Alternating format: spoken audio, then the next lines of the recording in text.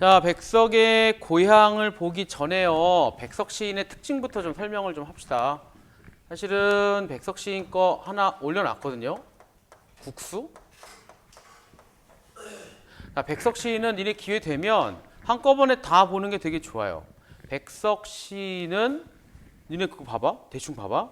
북관에 혼자 알아 누웠다. 그리고 쭉 가다 보면 평안도 정주 이런 얘기 나오잖아. 실제로 고향은 이북 함경도 쪽이에요. 근데 백석 시인은 특징부터 얘기할게요. 표준어 사용을 기가 막히게 잘하시는 분이에요. 이게 왜 중요한데요? 잠깐만 하나 넘겨볼까? 넘기면 뭐 나오죠? 국수 나오잖아? 근데 국수 두 번째 줄 산에세 아니면 다섯 번, 여섯 번째 줄 엄매, 김치, 가재미, 뭐 뽀얀, 산멍에 이런 거 있잖아? 또 하나 넘겨봐. 나타샤 말고요. 박시봉 넘어가고 모닥불 말고요. 네, 152쪽에 혹은 표현은 다를 수 있지만 여운한 골 쪽을 봐봐요. 보면 명절날 엄매, 아베, 그 밑에 솜솜남, 말수, 껌뻑거리는 뭐 이녀, 작은 이녀, 포족족한 이런 거 보이잖아. 이게 약간 풀어 쓴 거긴 한데 원문을 보면요. 평안도, 함경도 사투리를 엄청 많이 써요. 이북 사투리 활용이 대단합니다.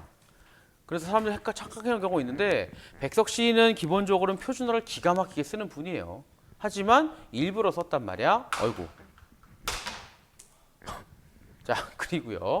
자, 또 하나의 특징은 백석 시인은 음식 얘기를 굉장히 많이 해요. 그리고 백석 시인은요. 공동체 이야기도 굉장히 많이 해요. 그리고 내가 국수 올려서 거기도 얘기했지만 기회 되면 나중에 보세요. 국수라고 하는 그 시가 1941년에 나왔거든요. 어느 시대죠? 일제강점기인데 그렇게 얘기하면 좀 아쉽고 일제강점기가 시기가 세 개죠? 어떻게? 1900 시작쯤 알지? 1910년부터 19년까지 이거는 그냥 자기네 마음대로 무단 통치. 그러니까 일제강점기 시를 이해할 때 요거 알아두면 되게 좋아. 1919년부터 언제까지? 왜 무단 통치가 바뀌게 되지? 3.1운동이 나니까 일제가 요것들 좀 풀어줘야겠는데 큰일 나겠는데 그래서 풀어주죠. 그걸 문화통치라고 하지. 그래서 온갖 문학 잡지라거나 언론이라거나 신문이라거나 이때 되게 많이 나오잖아요. 이게 언제까지죠? 1930년대. 왜 30년부터 바뀌죠? 태평양 전쟁이라고 해야지. 대동아 전쟁 아니죠? 태평양 전쟁이라고 해야 돼요. 30년부터 일본이 자기네가 아시아의 주인이 되겠다. 그래서 전쟁을 일으켜. 태평양 전쟁은 엄밀하게 따지면 더 뒤고 이때부터는 중국을 집어먹으려고 아시아 삼키려고 막 한단 말이야. 근데 이제 조선인들한테 풀어주기에는 자원도 필요하고 귀찮아. 그래서 어떻게 가죠? 조선인 따위는 필요 없어요. 민족 말살 정치 시대가 되죠. 언제까지요? 1945년. 근데 보통 이렇게 세 개로 나누는데 사실은 니네가 이거 우리 현대시를 이해할 때 혹은 우리 문화를 아니면 역사를 이해할 때 이거는 하나 더 나누면 좋아요. 언제부터? 그게 요때부터예요. 1941년부터 이렇게. 그러면 이게 태평양 전쟁 시기 되긴 되거든요. 그게 다라는 시기야. 민족을 말살시키기 위해서는 두 개만 없애버리면 돼요. 근데 그 중에 하나가 뭘까요? 그게 언어입니다. 그러고 또 뭐죠? 또 뭘 없애면 될까? 이름 없애면 돼요. 그래서 창씨개명하는 거 아니냐? 이름. 그래서 이 시기부터 뭘 하죠? 언어를 없애야 되니까 뭘 쓰라 그러지? 국어를 쓰라 그러죠. 이때 국어는 뭐예요? 일본어잖아요. 그래서 정말로 이때부터는 그러니까 우리말, 한국말, 조선말 하는 거를 절대 못하게 해요. 아, 물론 말은 하겠지. 다 단속할 수 없잖아. 그래서 이 시기부터 41년부터 어떤 얘기가 나오느냐? 조선어로 출판은 금지예요. 끔찍한 얘기예요. 그리고 슬슬 이름도 못 쓰게 하고. 그래서 이때 태어난 애들, 야 생각해봐. 니네나 나나 일반적인 소시민 아니냐? 그럼 만약에 너 죽고 싶어 이름 바꿀래? 그럼 뭐 해야 돼요? 이름 바꿔야지. 너 죽고 싶어 일본어 쓸래? 뭐 해야 돼요? 일본어 써야 돼요. 어쩔 수 없습니다. 니네나 나 같은 일반인들은요, 그거를 벗어날 수가 없다고. 그런데 누구는 그러면 안 된다고 본인들이 생각을 해요? 우리의 지식인들께서는 아니 나는 거기 동참하지 않을 거야. 왜냐? 생각해봐요. 지금도 남학생, 여학생 다 비유적으로 든다면 여학생 생각해봐. BTS 애들이 와 일본이 좋아요. 그럼 니네 확 넘어갈 수도 있는 거 아니냐? 그 남학생들은 수지요? 아, 네 요새 니네 수지. 아니 니네가 좋아하는 여자 연예인은 누구죠?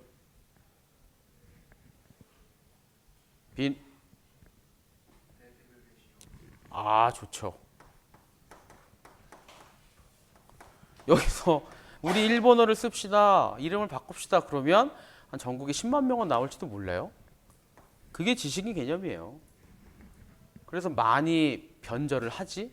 근데 변절을 안 할 수가 없는 게 자기들도 목숨이 달렸잖아요. 근데 그런 거를 넘어가라고 우리가 존경을 하고 뭐 여러 가지를 주는 건데 그게 생각보다 쉽지 않아. 그래서 요 시기에 친일 행동하는 사람들이 굉장히 많습니다. 그래서 굳이 구분을 한다면 그 이전에 친일한 사람들은 진짜 친일파. 얘네들은 살아남기 위해서 어쩔 수 없는 친일파. 물론 둘 다 나빠요. 여기도 용서받을 수 없지만 한 100분의 1 정도는 정상천착이 되긴 되는 거지. 근데 그럼에도 불구하고 끝까지 버티신 분이 누구죠? 여기 나오냐? 나오냐 안 나오냐?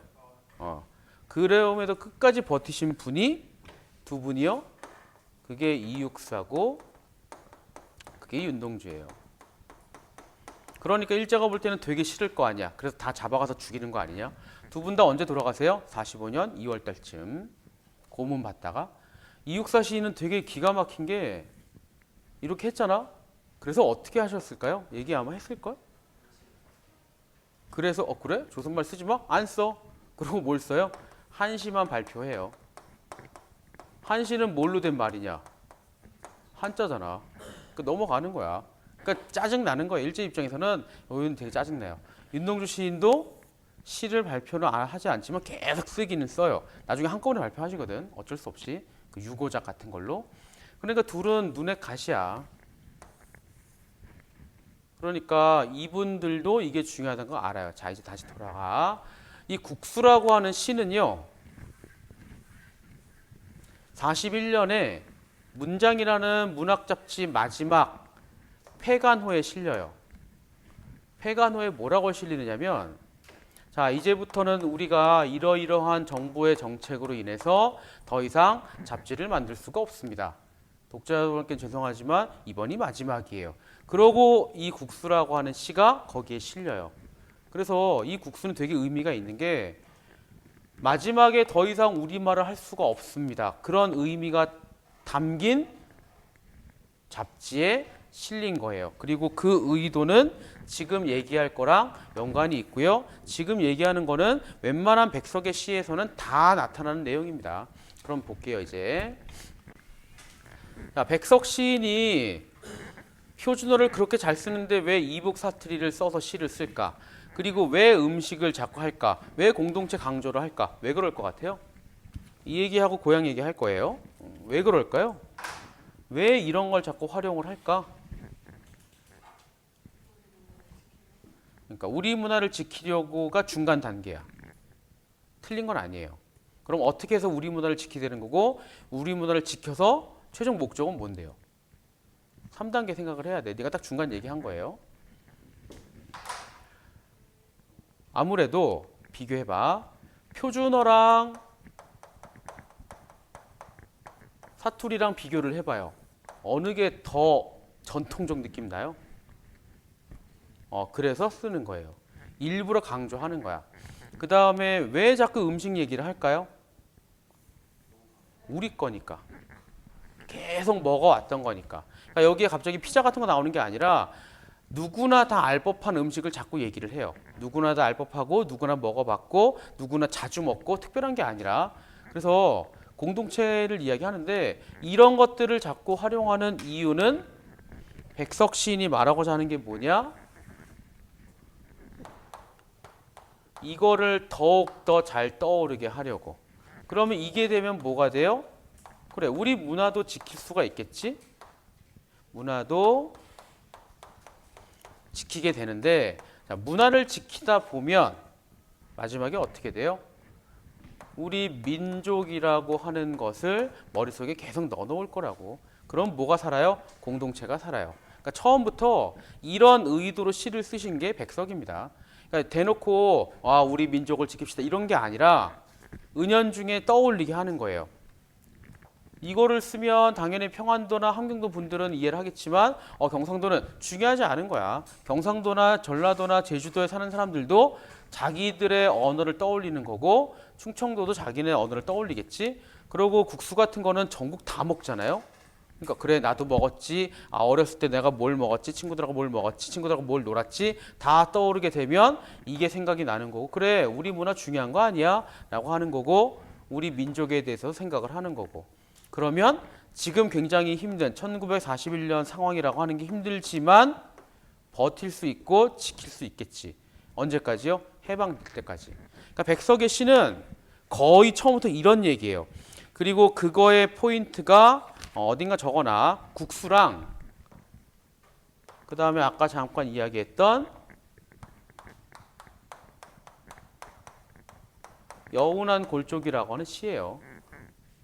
꼭 봐. 나중에 기회 되면 하긴 할 건데 이거는 꼭 니는 찾아보세요. 해던 얘기 많이 했고 요거는 웬만하면 수업 시간이든 그냥 따로 하는 것도 올려놓을 거야. 우리의 공통체, 우리가 먹는 음식. 백석 시는 읽다 보면 되게 아직은 니네 모를 수도 있는데 되게 마음이 짠해요. 와 이런 식으로 머리를 써? 이런 식으로 생각이 들더라고. 알아둡시다. 백석의 시 1941년에 마지막으로 쓴 국수라는 것도 좀 의미 있으니까 나중에 보세요. 자, 그래서 오늘은 142쪽에 백석의 고향이라고 하는 시를 보도록 할게요. 나는 북관에 혼자 알아 누워서. 북관 밑에 있지? 함경도 지방이에요. 나는 북관에 혼자 알아 누웠다. 그리고 니네 이제 시 같은 거 볼 때요. 한 단어 한 단어 신경을 쓰면 더 좋아. 아무래도 그 시인도 그 한 단어 쓸 때 되게 고심 많이 하셨거든요. 그러니까 우리도 읽어주면 더 신경을 써주면 예의가 맞지. 나는 북관에 앉아서 누워있다. 언제요? 혼자 알아요.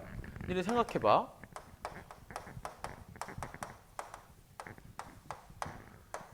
이거 니네 감정이입할 수 있지 않냐? 니네 생활관 살잖아요. 기숙사. 갑자기 되게 아파. 하필이면 옆에 다 집에 갔어. 토요일 밤이야. 혼자 알아. 기분 어때요? 어떤 마음 드냐? 슬픈 거랑 외로움이랑 그래 서글픔이랑 그런 거 들겠지. 생각하면 돼. 혼자 알아 누워서 너무 힘들어. 외로워. 슬퍼. 처량해. 그런 거. 어느 아침 의원을 뵈이었다. 이거는 지금 문법으로는 좀 이상하긴 한데 의원에게 내 상태를 보여주었다는 이야기입니다. 너무 힘드니까 의원을 불러서 나 너무 아파요 라고 이야기하는 거예요. 의원은 열애 같은 상을 하고 열애는 누구를 이야기하죠? 혹시 알아요? 열애. 부처님. 그러니까 의원이 굉장히 표정이 좋고 부처님 같은 느낌. 관공의 수염을 들여서 관공은 저거죠? 관우. 관우로 치면 관우하면 또 이상적인 존재 아니냐? 그래서 이 부분이요. 열애 같은 상을 하고 관공의 수염을 들이워서는 니네 책에 있는 것처럼 외양을 묘사하는데 단순히 그게 아니라 내가 기댈 수 있는 아니면 나한테 의지가 되는 그런 느낌이야. 왜냐? 내가 너무 힘들어. 너무 힘들어요. 혼자야. 그것도 혼자야. 그리고 제목이 고향이잖아요. 아마 지금 나는 어디지? 고향에 있어요? 타향에 있어요? 타향입니다. 타향에 혼자 앓고 있는 상황. 그러니까 나 치료하러 온 의원이 그렇게 보일 수도 있지. 열애 같은 상, 관공의 수염 드리워서 먼 옛적 어느 나라 신선 같은데. 그쵸? 그렇게 보이는 거겠지? 새끼 손톱 길게 돋은 손을 내어 묵묵하니 한참 맥을 짚더니. 그러니까 이 의원께서는 그렇게 뭐 조급한 것도 없고 좀 진중하고 그런 느낌 알 수 있죠? 문득 물어 고향이 어디냐 한다. 당신 고향이 어디요? 나한테 물어요. 고향이 어디냐? 그러니까 의원도 내 사정을 대충 아는 것 같아요. 고향을 떠나서 혼자 뭔가 타향에서 힘들게 살고 있는 거. 평안도 정주입니다 라고 한즉, 자, 그 다음이 중요해요. 내가 뭐라고 대답했죠? 평안도 정주예요.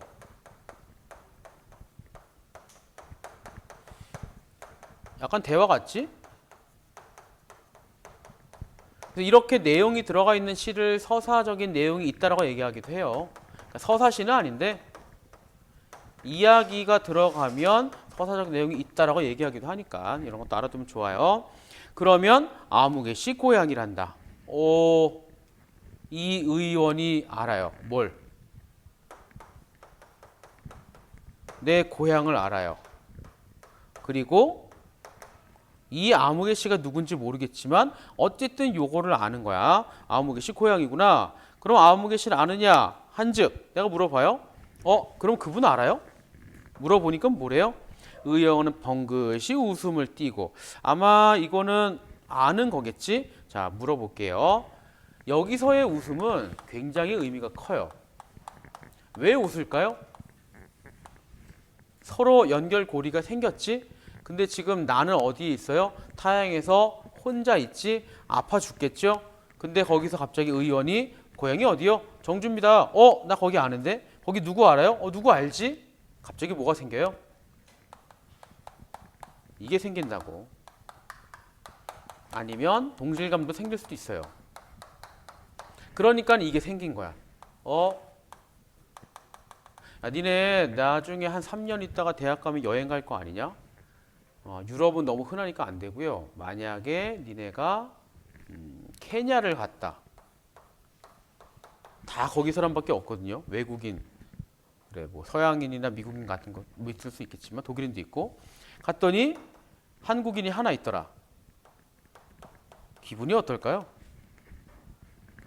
근데 니네가 여행한 지 한 3년 지났다고 쳐. 한 명도 못 봤어. 그러다가 봐.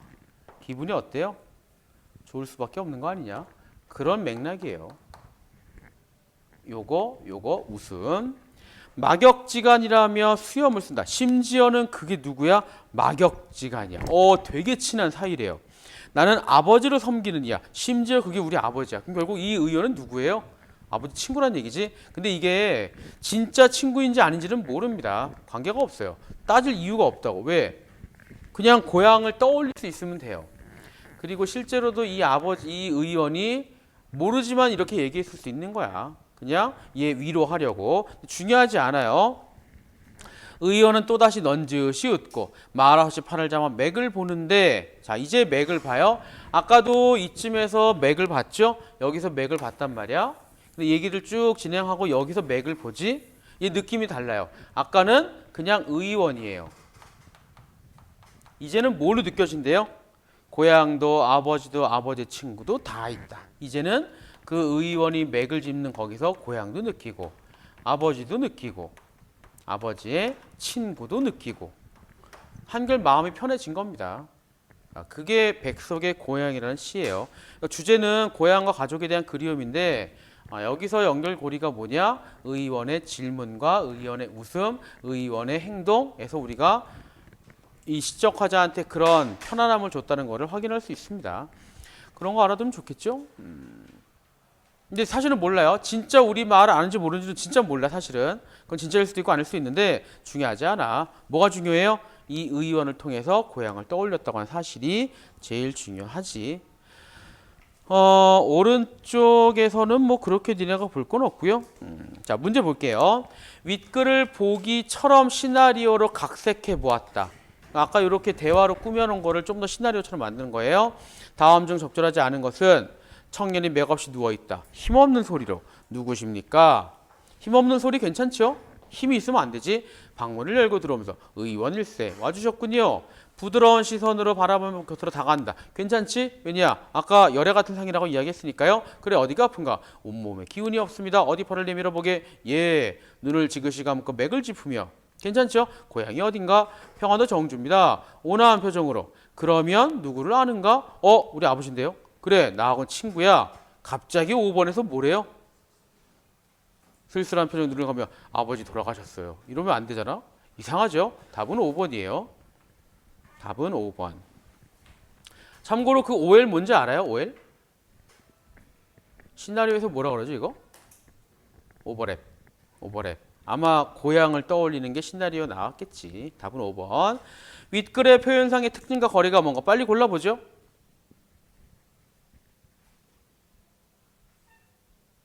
빨리 골라볼게요. 차분 담담, 인상적 묘사, 대화 장면 간접적, 화자 체험 서사적, 감정 배제 객관적 정화. 틀린 건?